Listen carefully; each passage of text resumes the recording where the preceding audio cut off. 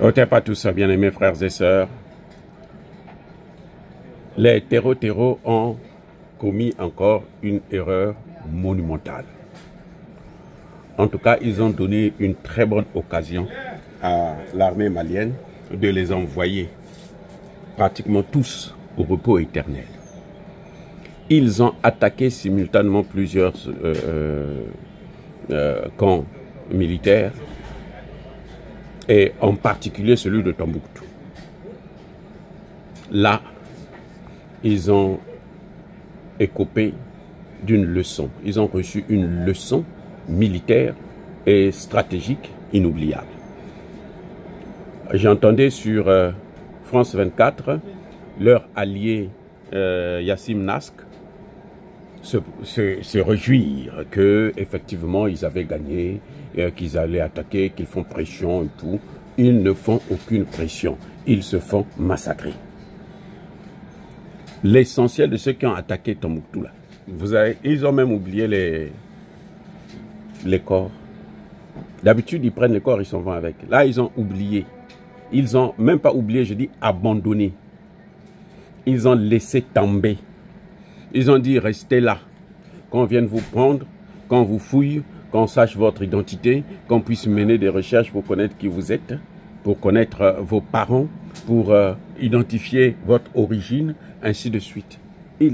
C'est-à-dire qu'ils ont abandonné.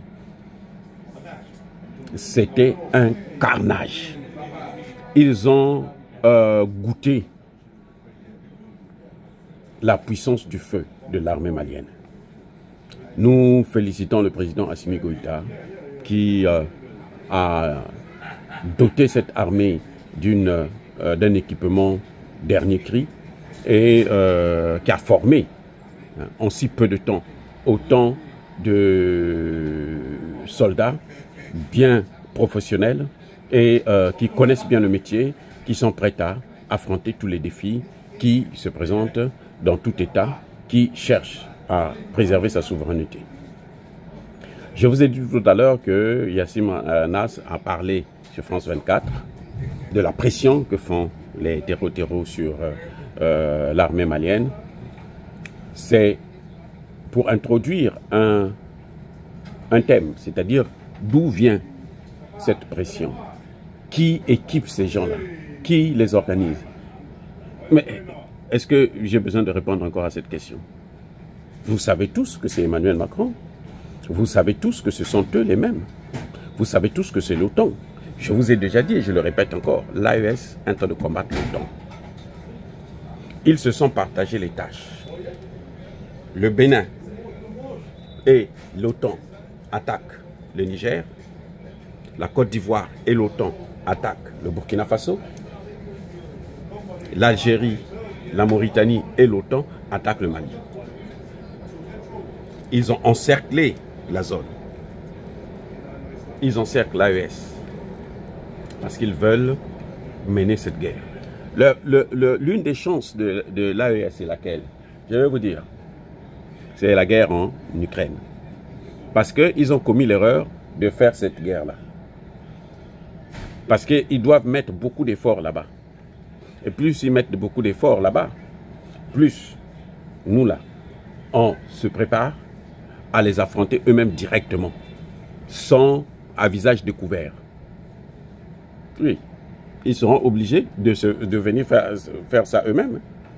Ils seront obligés, parce que ceux qu'ils envoient là, on est en train de les exterminer. Donc eux-mêmes, ils seront obligés de descendre. Et c'est là où on verra que, oh, l'Afrique n'est pas ce qu'elle était hier, quand on a pris en esclavage et colonisé. Et vous savez, la particularité de ces guerres, surtout ces guerres du type asymétrique, c'est que ça entraîne le développement de la victime. C'est pour ça que vous voyez le Mali, le Burkina et le Niger sont en train d'avancer plus rapidement que tous les autres pays d'Afrique. Ah oui, c'est ça, c'est la guerre, c'est tout.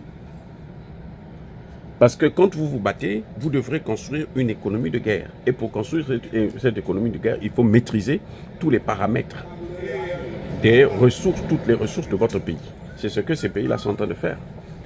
Et c'est ça qui donne la souveraineté. Et la souveraineté, c'est ça qui apporte le développement. C'est une base solide pour le développement. Si vous n'avez pas votre souveraineté, le développement, oubliez ça.